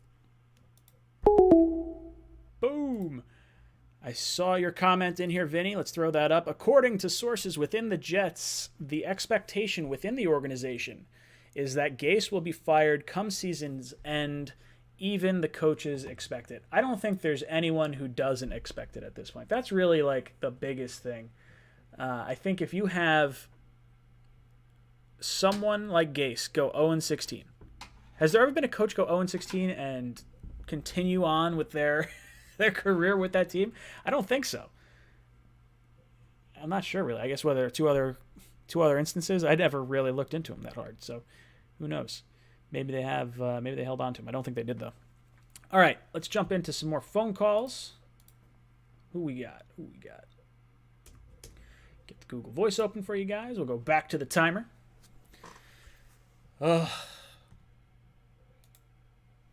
Get me worked up. Dark Demonic says 69% chance for the first overall pick. I thought I sent it out. I sent out some sort of tweet earlier today. Oh, Grandpa Mark. I see you tried calling in. Grandpa Mark. Give that a call. Oh, I never opened up the other Google Voice. Hold on. Let me pull up the other Google Voice. See if that'll... Oh, no. I don't remember which one I logged under. All right. I'll have to... I have a member exclusive line, and I definitely don't have that up right now. Grandpa Mark, I'm going to call you because I saw your call just coming in on my phone. So if you hear this... Grandpa Mark! Hey, buddy. How you doing? Hey, I saw your name pop up, and I was like, oh, geez, I got to call him back. How you doing tonight? Pretty good. It's been a while. Yeah, definitely. Give me your What thoughts. was I going to say? I don't know if you've talked about it, but just I want you to play GM for a second. Sure. Okay, so Jets do not get the number 1 pick. They get the number 2 pick. Jacksonville winds up with number 1. But your Douglas and your scouting staff absolutely are in love with Trevor Lawrence. Okay. And you're not a big Fields fan, okay? So and you're going to ask me if I want to trade up. Exactly. What would you be willing to give up to move up to number 1? I'll tell you this: that I spoke to Ed earlier in this show, and he had brought up the idea of signing Dak Prescott and then trading back. I think if you're not real high on Justin Fields heading into free agency, for me, I would look to sign Dak Prescott, or if there's another quarterback that you covet, you do that. I think we need a new quarterback first and foremost. I would not trade up for Trevor Lawrence. I think our team needs so much help. The only reason I'm not trading down from number 1 is because we have all the assets. I wouldn't give up all those assets or really any of those assets to get up, because it's going to cost us too much. We're talking about 2 first-round picks, 2 second-round picks, that kind of thing. I don't think the Jets are in that kind of spot to be able to do that. Okay, but I'm just saying, let's just say the Jaguars are willing to entertain what you would have to offer. And if you, I said, you just absolutely love, you were hell-bent on getting Lawrence. Getting him. Okay, so what are you willing to give up? It's going to be tough because Jacksonville needs a quarterback. So I guess I would start that conversation with Sam. I mean, it's probably a first this year, a first next year, and Sam is probably that would be the limit for me, because that's 2 first-round picks and a potential quarterback prospect, and you're getting the 2nd overall pick, so you can still get Justin Fields. So you can have the 2 guys go at it if they want, unless they're not high on Justin Fields either. I don't know. All right, but that's a tough question. Let me just say something else. I'll play the part of the Jaguars. So you want my pick, but now I'm saying to myself, okay, you know what? I have, what's his name? I have Josh Allen. You know who would really go nicely with Josh Allen? Quinnen Williams? Quinnen Williams. Ooh, I don't want to get rid of Quinnen now. He's finally starting to get good. This is a guy that right. God, but that's frustrating. I'm just saying. What if they come back and they say, hey, whatever other picks you give us, because they're going to want at least another. I don't know if they would want to give up. I don't know if they would want. I think you got to get 2 first round. I think if you get 2 firsts. Fine. So what if they say, give us Williams and give us your other first? Do you do it? If I give up Quinnen Williams and both first round picks this year, you're saying, plus Quinnen? Yeah, you swap the number 1 and the number 2, and then we give you the Seattle pick. Or you give us Seattle. And Quinnen, you could get me on board with that. I think I don't want to give up Quinnen. I really don't. That's I know. Oh God, that's hard though. But if I'm giving up those 2, because then you still have multiple first round picks next year. So that's interesting, because if you can at least come away with the prize possession in quarterback with Trevor Lawrence, I think you probably have to do it. That's a hefty price, and Jacksonville would love it, because if Jacksonville likes Justin Fields, there's no reason to stay at 1. Then take the haul and move back. Yeah, I mean, I don't know. For Trevor Lawrence, I might be willing to do that deal. That's just it. That's that's an interesting debate, because I like Quinnen, but with the way Foley Fatukasi has played and Franklin Myers, I think there's enough talent there that you could get by, and you need the quarterback first and foremost. So I think that's probably the route you'd have to go. Okay. I don't know, I just wanted God, to bring up that debate. That's all. It's an interesting debate. It's Yeah. Now what would you do? Is it 2 first-round picks and Quinnen will get you Trevor Lawrence? That's what you do? Well, yeah. I mean, not too far. I mean, I would swap the picks and give him my other first, and I would have Quinnen on the first airplane down to Florida. Yeah. Hey, look, it makes sense. I've so badly just want this to not be like a topic. I want it to be, Jets get the first pick. I really desperately wanted Jacksonville to win yesterday, and it just couldn't happen. They are trying as hard as we are to tank. That's what it seems like. Yeah, I know. It always has to come down to a nail biter with the Jets. That's just the way it is. Hey, before I go, just out of fun, I sent did you see that YouTube video of Parcells I sent you? Let me see. What'd you send it through Discord? Discord. It was like I'll have to watch newly it. made. Yeah, just because it's a lot of fun to watch, and there's some Jet stuff in there too. So, but check it out. It's fun to watch. Yeah, of course. Grandpa Mark, thank you so much for calling in. All right, take it easy. Take it easy. Grandpa Mark getting my blood boiling with some trades potentially. But it's a good thought.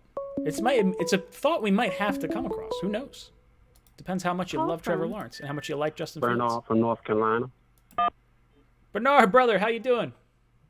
All right, how you doing? I'm trying to hang in there. I'm trying to keep my mind sane for these next 5 games. There's just so much pressure building. I just want it to be over. I want it to be the off season, and I want to know what our draft pick is. Yeah, I'm right along with you too. It's not easy for me either, and I can't wait till it's over too. I just hope we can go on and tank. I've been keeping my eye on Jacksonville, like I know a lot of other Jet fans are, and hoping they at least lose one game because they're sure nipping out our heels. But I've been thinking I'm going to throw something out there. Sure. If we don't get that top pick, let's say we slip along the way, we lose one, and we're tied with Jacksonville. Based on the mathematics, I think the tiebreaker goes to them. I would consider trading that pick. The number 2 pick, Trade you mean? down. If we get the number 2 pick, you're saying? Yes, we should heavily, seriously consider trading down. Now, depending on how far down, if we stay in the top 10, Jamar Chase, Kyle Pitt, Penei Sewell, I think he'll be gone within the first 3 to 4 picks. I don't think he's getting past.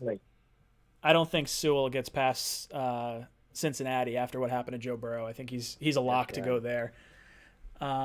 If the Jets get the second pick, it would depend on how much you like Justin Fields. If you're not crazy about Justin Fields and you think you can get multiple picks to slide back to pick 5, pick 6, somewhere in there, maybe it's Atlanta that wants to come up and get him, or Dallas or someone crazy like that. Who knows? That's I would right. entertain that. I was thinking if we trade outside the top 10, some team, whoever it is outside that top 10, is obviously parameters of a deal. To me, I'm thinking you're going to have to give me a one for next year, 2022. We'll have 3 ones. We'll be in position to package that up and get our quarterback next year. And I don't think it'll be that hard. See, I don't think I'm going that far. If I'm trading down and I don't like Justin Fields, oh God, it depends. It depends how much you like the other guys. Wilson and Trey Lance. If we move down to 11, 12, 13, I'm thinking Jalen Waddle. I'm thinking Wyatt Davis, the guard prospect. They say he's pretty strong, and we're going to need to build our offensive line anyway. You know what I'm saying? We'll still have that other pick at the back end of the first round. You know what I'm saying? We can stand pat with that one, and then we can trade the one at the top of the second. You know what I'm saying? So we're still going to have a lot of options where we can add additional picks on top of what we would acquire if we trade down, just outside the top 10. I think we can still do pretty good, based on the projections. I like what Joe Douglas has done. I like your Pro Football Focus grade list. We're going to need to triple that number, and we're going to be competitive again. That's a good talented group. I like what you got posted. I love it. Yeah, I'm hoping that based on what I've seen out of Joe Douglas's first draft, I have more faith if he decides to trade down to just go crazy and pick whoever. My concern with this year particularly is not having much of a college football season, and I think that makes me want to hold on to the guy that's more of a lock or considered a lock in Trevor Lawrence. Exactly. Although if you get the second round pick, that's different, I guess, or the second overall pick. I like Trey Lance a lot. I would prefer. It depends who's available when we pick. If it's at 5 or 6 and Trey Lance is there, or Zach Wilson, the quarterback from BYU. Yeah. If you like those guys, I would be okay with pulling the trigger on one of them. I think you got to get a quarterback. I don't want to go through another season of just not having another quarterback, unless you're just roll. What would you roll with Sam at that point for next year? Possibly, or at least kick the tires on the Zach Prescott thing. I heard you mention him. Sure. Kick the tires on that, maybe. Depends on what condition his knee is in. I know he suffered a bad injury. I think it was an ankle, if I'm not mistaken. So if I get the second pick, for me, I'm doing what Ed spoke about earlier with taking Dak Prescott and trading. I would trade down from 2, or maybe you consider staying at 2 and you don't take the quarterback, and then you take It depends what the package is, I guess, that's offered with you. Maybe you take Sewell at 2. That's right. Because if you stay inside the top 10, let's say you move down 5, 6, 7, you're going to lose out on Sue. So you still could land Kyle Pitt, maybe Jamar Chase. So I'm not expecting him to slide too far down. Yeah, as high as I was on CeeDee Lamb at 11, I'm I was not. shocked they see it. Yeah, I'm not as high on taking a receiver like inside the top 10. I know it's a little weird to say that, but I would have to be really sold on the guy. Like, I don't know. They say Chase is pretty good, and I think if we can pair another formidable wideout with Mims, we could really have something. Or either that, well, we definitely need take for Kyle Pitt. That can give us the ability to really attack these defense at second level, freakish. That is true. Bernard, thank you so much. You're about to get ejected. That's it. You're out of here. You have been ejected from the cockpit. Lee G. I didn't get to shout you out. Lee G 63. Thank you so much for becoming a member of the Jets Talk YouTube channel. It really does mean a lot to me. I will add your name to my description when I get off the stream, so you'll be in there as a first-class member of the tier. And good stuff. Let's see, what else you got going on in the chat over here? Who are you guys talking about? You guys want Sewell with the second pick? You guys want to trade down? Who else are you talking about? Mac Jones is better than Justin Fields. Is that the Alabama quarterback? Pretty sure. I haven't watched much of Alabama this season, if I'm honest. Jameis Winston was 26-1 as a starter in college. Do you call him a bigger bust than Darnold? Now, how do you feel about Lawrence? That's a good question. Let me see if I can find that so I can throw it on the screen real quick, because that's solid. Where is it? Bam! All right, Terry Monroe says, Jameis Winston was 26-1 as a starter in college. Do you call him a bigger bust than Sam Darnold? Now, how do you feel about Lawrence? I would say, sorry, I don't know who's calling in, but I'm going to click out of this for just a second while I go through this. So, Jameis Winston, I would say, I don't know if I'd consider him a bigger bust than Sam Darnold, because Sam hasn't played to a top 15 caliber. Like, I feel like at least Winston, when he's playing well, plays at like a top 15 caliber. He just turns the ball over at an alarming rate. I'd have to say at this point in time, I would call Sam the bigger bust because of not just his play, but what the Jets had to give up to get up to number 3 to make that selection. The Buccaneers sat at 1 and took Jameis Winston. So they're both big busts, considering that he's no longer in Tampa Bay, but I can't call him a bigger bust than Sam Darnold. And now, how do I feel about Trevor Lawrence? Trevor Lawrence has an amazing career. I want to say, I don't know the exact stat, but it's something like 75-1 or 77-1 since coming out, or since high school. His only loss was in the national championship game last year against a historic LSU team. So yeah, I see the parallel you're trying to draw with the one loss thing in college if you're Lawrence, but to me, I don't see the boneheaded mistakes from Lawrence that I saw from Jameis, even back then. And Jameis's personality really rubbed me the wrong way. He was a guy that if the Jets had gotten the first overall pick that year, I would have taken Marcus Mariota. Now that didn't pan out that well either, but I would have gone that route as opposed to Jameis. I don't think he's really a good person.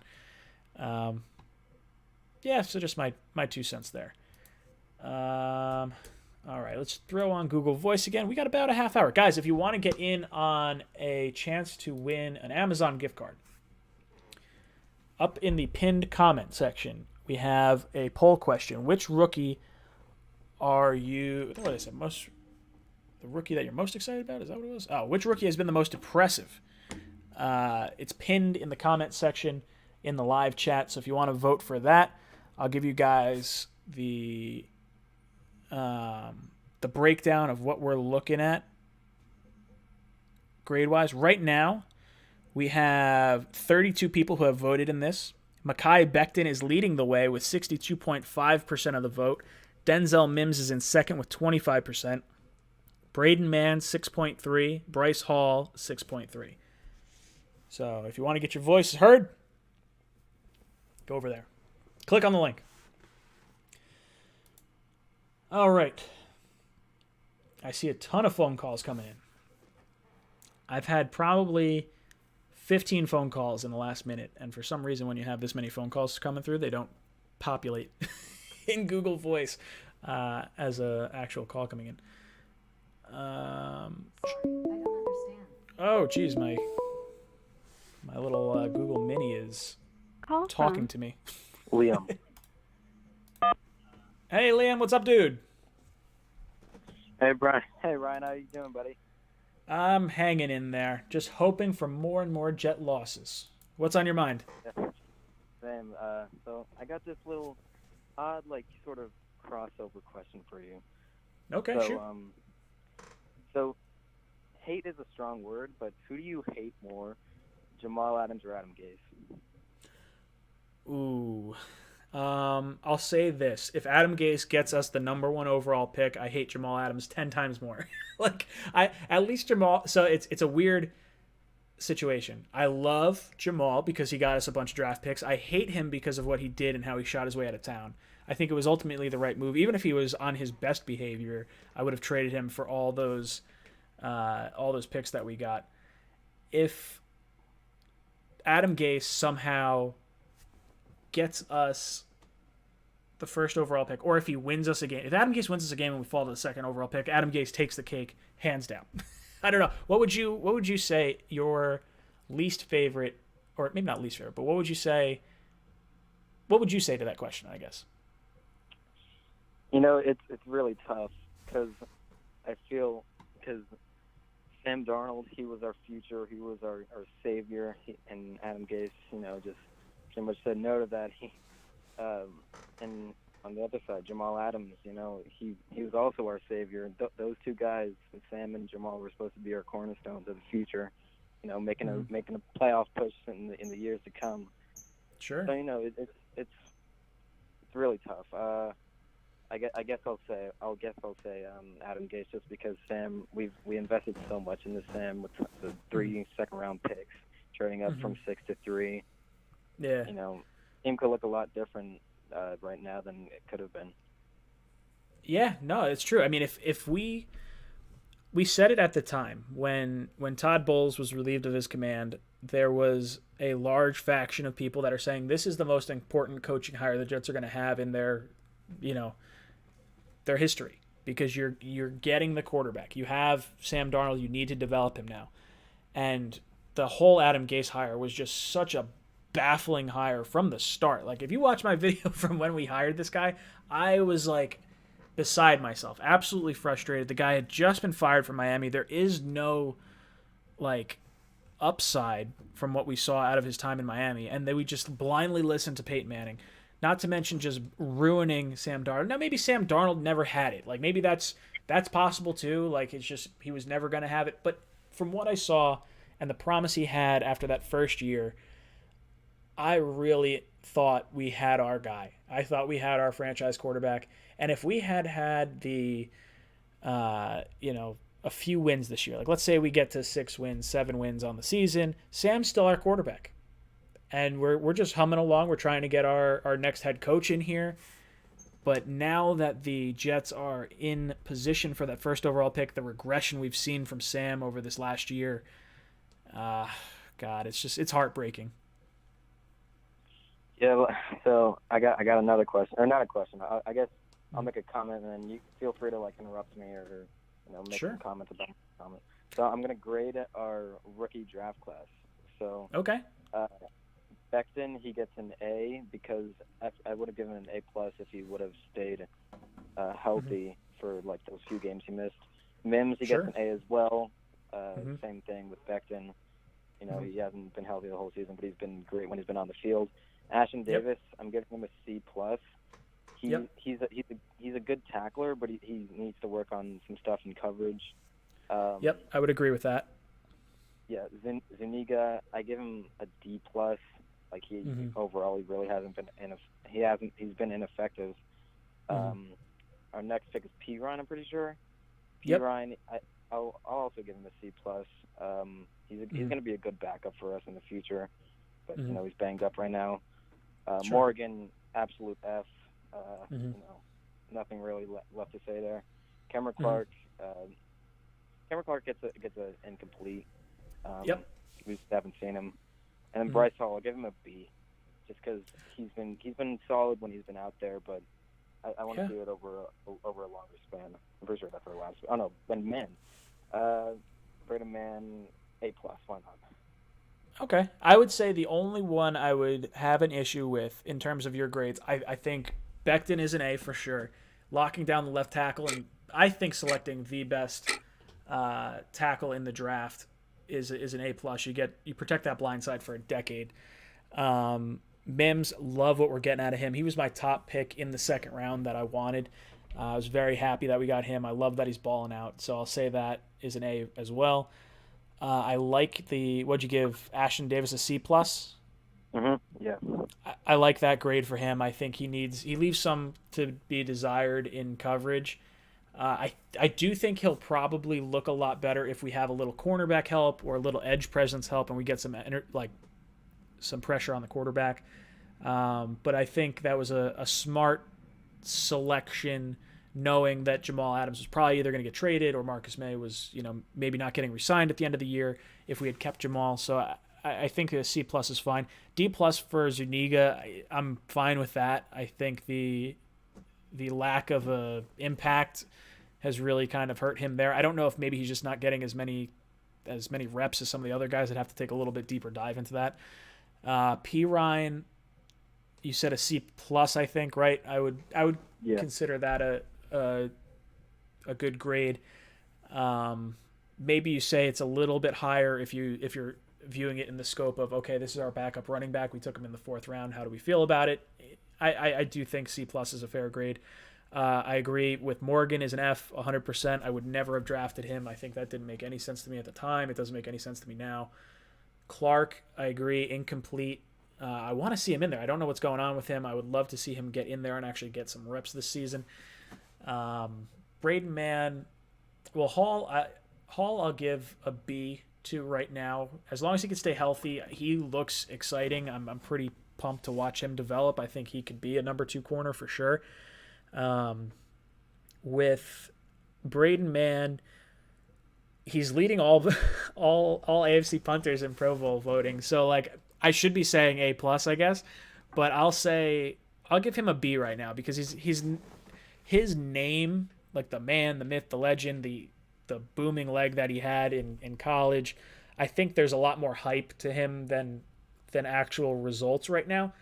That's not to say he's not going to be good. I'm excited. I think this is the best draft class we've had in a long time, a real long time. I mean, just from the first 2 picks right off the bat with Becton and Mims, those are the 2 biggest positions we needed this offseason, and they look to both be home runs. And we haven't had a second-round hit aside from Marcus May in like 15 years or 13 years. Whenever we drafted David Harris, that would have been the last one. Yeah, I agree. I know I've overstayed my visit.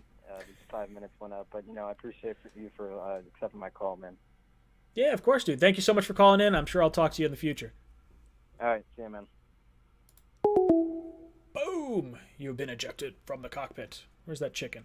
That's it! You're out of here! I love the chicken.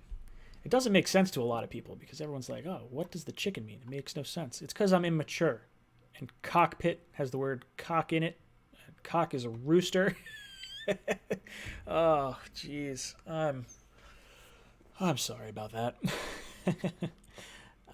You guys saying Braidman is an A. P. Ryan is incomplete. I think that's fair. Duds, you guys are saying Davis, Morgan, Zuniga, trading for the Colts cornerback. Trading for the Colts cornerback, Quincy Wilson. Yeah, I'll say that's a dud. I would have liked to see a second wide receiver at some point. That's really the biggest issue with me. Guys, if you can't get through, keep calling in. I see a ton of phone calls coming through. For some reason, the Google Voice doesn't like when that many people call in. So as the channel gets bigger, my problems become more, I guess. If you guys want to vote on our question of the day, which rookie are you most impressed with? Click on the link in the pinned comment in the live chat. It's going to be Mekhi Becton, Denzel Mims, Ashton Davis, Braden Mann, or Bryce Hall. We currently have, let's see how many votes we got on this thing. We have 38 votes now. 38 votes. Mekhi Becton leading the way.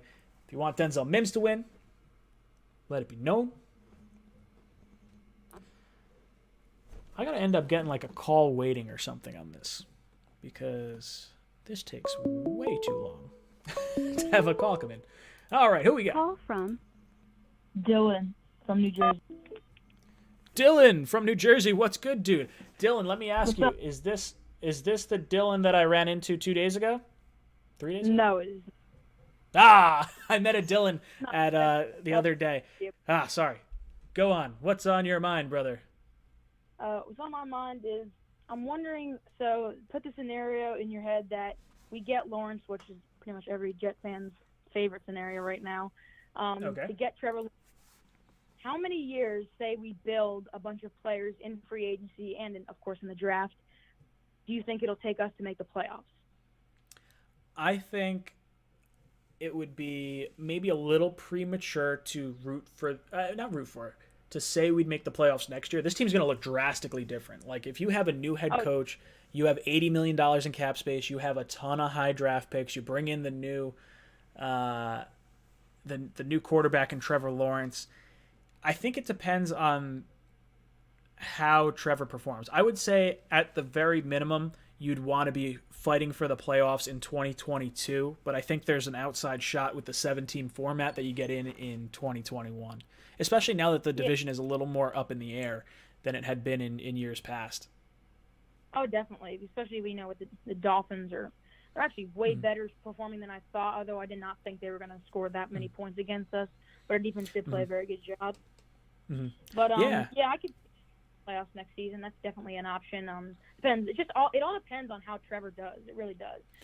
We're just theoretically saying that he's in there, but sure. I think he'll have a good season. It all depends on really the head coach because we have to hit on that. It's an absolute must. I think so as well. Is there a head coaching candidate that you're hoping the Jets sort of target? There's a couple I like. Obviously there's Pat Fitzgerald, but I don't see him coming at all. I really don't think he'll go. I saw somewhere, I don't know whose Instagram I saw it on, but I saw something that said Pat Fitzgerald said the only NFL job he'd take is the Bears. So I don't think he's coming here either way. Who else are you kind of looking at? I originally thought maybe Greg Roman, but obviously with how bad the Ravens season has gone offensively since past couple weeks, I'm not really on his side anymore. The enemy's probably going to the Texans. So, there's really not. I like Joe Brady the most. I think Joe Brady's the guy we need to bring in here. I think that's obviously what it's going to be for me. Yeah, I like Joe Brady a lot. I like a lot of the expertise. I think if I'm looking at the Jets and I have a hunch of what they may do, and It's not what I'd necessarily agree with. I don't hate it, but I could see them going with Harbaugh. Bringing him in, having the NFL experience. He's a big-time name. He's worked with a generational talent in Andrew Luck, so now you bring in a generational talent in Trevor Lawrence. I think that's exciting. Maybe he brings in Greg Roman as his offensive coordinator because he had him in Stanford and in San Francisco. I could see that happening. That, to me, if I'm a betting man, those are the two guys that I predict will be with the Jets in some capacity, whether it's Greg Roman as head coach or Harbaugh as coach. I would like to see Joe Brady first and foremost. I would say second on my list is either Arthur Smith or one of the college guys like a Dave Campbell. He's a very, coordinator. So I think he's done some very good things in Tennessee, as we've seen with obviously Derrick Henry and stuff like that. But especially if we draft Najee Harris, I could see him really, really helping. I like that as a target, especially if Najee comes in here. But I like Najee Harris. It depends where ETN goes. Those two guys are going to have a lot of miles on their legs. I like Kenny Gainwell. I don't know where he's going to end up shaking out. When I did my mock off season, I had him going the first pick in the second round to the Jets, and that is probably high since he didn't play this season. But I don't know. It'll be it's going to be interesting to see what happens. The way these players are going to be scouted and how their big boards sort of fall. Who do you want the Jets to target with that second first-round pick? Is there a position, maybe not so much a player, but a position you'd like us to target? I like – okay, so this is mine. I like Trevor. Then we go wide receiver. I think Bateman could be a definite pickup there. I think running back, like Najee. Etienne is going in the first round, I believe. I think that's I think that's what's going to happen easily. I think Najee. There's a couple other running backs, but I'm thinking maybe inside interior line. Maybe Wyatt. I don't know if he'll fall to the second round. But if he's there, that would be a steal in my opinion. I think Wyatt's a very good interior lineman, and I think the Jets, as we've seen, Van Rotten's not going to cut it, and Lewis, he's been not insane, but enough to get the job done, I guess. Yeah, it's been rough. It has absolutely been rough watching this interior offensive line, so I'm all on board with getting a new interior. Thank you so much for calling in. You've been ejected from the cockpit. I would say this. For that second first-round pick, I like the options of going edge rusher, cornerback, wide receiver, guard. Those are the four positions I'm probably looking at. You could get me on board with tight end if someone like Pitts falls that far. I don't know if he's going to fall that far. The tight end from Florida. I would like to see the Jets build as much as possible through the offense, but a lot of it depends on what happens in free agency. Because if the Jets go out and they trade Sam Darnold and they get Marcus Lattimore and they sign him to an extension, and they go out and they sign Bud Dupree and they get him in free agency, now all of a sudden you have the edge rusher and you have the corner. Now you have a little bit more wiggle room with that first pick, or with that second first round pick. Then you'd probably I think the one position I'm not super thrilled on at that slot, of the positions we need at least, running back in the first round is not something I really want to invest a pick in. I like the fifth-year option for some of the premier positions more so than the running back position. So running back at the top of the second, good with it. I mean, if you think there's a guy that good that's at that Seattle pick, then I understand making a pick. But I would try to err on the side of a premium position. Send a voicemail. Detonator 10, what's good, brother? Long time no talk. Oh, my Lord. You know how long I was in that damn waiting room for? God damn. I got to figure out a way to do call. I've been in there. Dude, I got to figure out a way to do call waiting, because I've got, like, the amount of calls. It just says 9:53. Like, I see the timestamps of all these calls, and I've got, like, 20 calls in the last minute, and none of them come through. It's like I don't know if when I get a ton of calls, it just, like, puts them in a waiting list or something like that, but it's driving me a little bonkers. I just kept on hitting my button 10 times in a row, so I thought I threw it. I was like, because like I'm on my phone, so like the string gets delayed, so I have to hit live. I'm like, oh, he's not on the phone yet. Keep it. Well, I'm glad I got you on. What's on your mind, brother? Oh my Lord, damn! The Jets' perfect season continues. That's what's on my mind, baby. Let's go. Oh, it's great. I'm loving these losses. I'm loving it. I hate felt so good before, Dude, I hate that I'm like on this train of like, I hate that I'm excited for Jets losses. Like, I want to root for wins, but I see the light at the end of the tunnel. Like, if it was Sam but it's last year, Like Sam last Take year, the I'm loss. rooting for wins. I don't care. I don't need to get the first pick last year. I'm just trying to get as many, wins as possible under our belt. But now that we know Sam's not the answer and like generational talent's coming out, Come 0 on, and man. 16, Yeah, baby. take- yeah. I will wear it with pride. Ah. I'll make a shirt that says 0 and 16 and proud of it. That's what it's gonna be. Oh my lord! I can just picture the day that happens. Whatever, like April 20, whatever it might be. And just say, Dude, like, I hope we find out before the last game of the season. Like week 16, Jacksonville wins and the Jets lock up number 1 overall, and then we go into that last game against like New England, and you just go balls to the wall, try to ruin their playoff chances, and you just try to get a win. Don't try to avoid the 0 and 16, but like I want to see a win if Jacksonville can get another win. 0 and 16 is way too sweet. Because if we get a win now, Jacksonville will just go full tank mode. That's the thing. And like even though they have like Minshew, like Trevor Lawrence, Sure. luscious locks over like mustache, it's like that. It is what it is, We need some Minshew magic. Even if it's Glennon. You know what, though? I'm just saying about this Jets season right now. There are some silver linings. You know what I mean? Sure. Like, as we mentioned, Becton, Mims. I have not seen much of Jabari Zuniga. I was hoping like we would see At more of all. him. He's I'm like, who the hell is wearing number 92? Like, I thought it was traded around Leonard Williams, and I see like, oh, Zuniga. Oh, I see you. And but then you have a beast like Quinnen Williams, and you have Fado Costi, and you have Franklin Myers like carrying up all his middle. I'm like, oh, baby, let's go. And so like, I think our defensive front is pretty good. Of course, we need an edge rusher because Jordan Jenkins just yeah. And then you have like the other guy. He's like, yeah. yeah. Hey, that's about as perfect as I could describe it. Yeah. So yeah, I just want to say all that stuff. Also, like, how's life? Oh, it's all right. It's not too bad. I'm getting down towards the end of my golf season, and I'll get to go on fun employment, which means I get to make a bunch of videos for you guys, and I just can't wait for that to happen. And then hopefully my fiance and I are closing on a house in the next like month and a half or so. So I'll have a whole new backdrop, all this chair, these curtains behind me. I can get rid of all of that for the first time. And oh man, I've wanted to do that for so long. So fingers crossed it all works out. I feel you on that one. Oh, man. So which rookie has been your favorite out of the most so far? Has it been Becton? Yeah, for me, I think Becton. It's nice to know that blindside is locked down. Mims is a close second, though. Man, he looks legit. I think he's going to be a number 1 wide receiver. Like, we may not have to go super high for another draft pick for a receiver. I'd like to go with the free agent route, I think, because by the time Mims is up for a contract, that free agent would have already been, moved on from contract-wise. And then at that point, when you're paying Mims, you draft another guy, or maybe like a year before you have to pay Mims, you draft another guy and you sort of develop him. And that's sort of the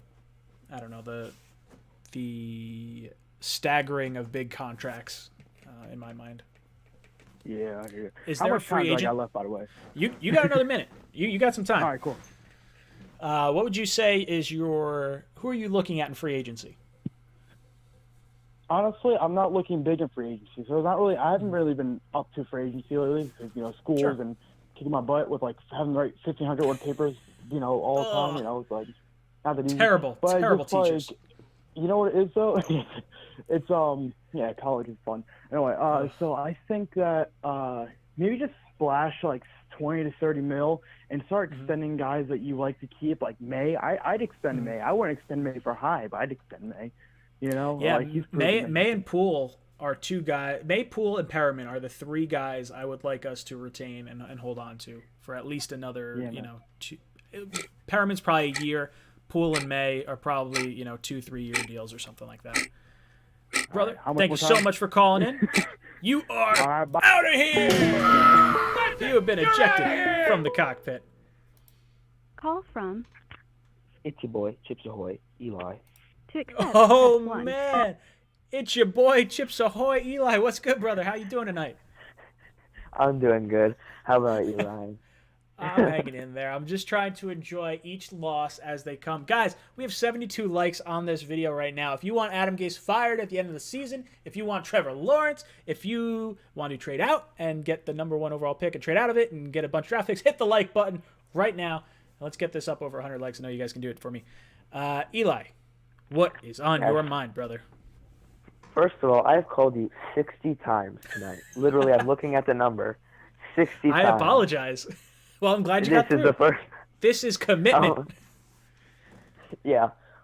So I wanted to talk about Sam Darnold a bit, and then I wanted to move Sure. to Allen Robinson. But just quickly on Sam Darnold, this dude is a bust. All the excuses, besides Adam Gase, Yep. all the excuses are gone. Mm-hmm. He had great offensive line play. He did not have freaking Colts offensive line play, but he had a good line yesterday. He had all his wide receivers, none of that excuse. Perryman was there for a deep threat. Mims played well, and Crowder played well. He has no excuses to throw 2 interceptions, not a single touchdown, barely complete half of his passes, and not even throw for 150 yards. He has no excuses anymore. I would say this past game was the most disappointing for me because of how he had all his weapons. He had some time. We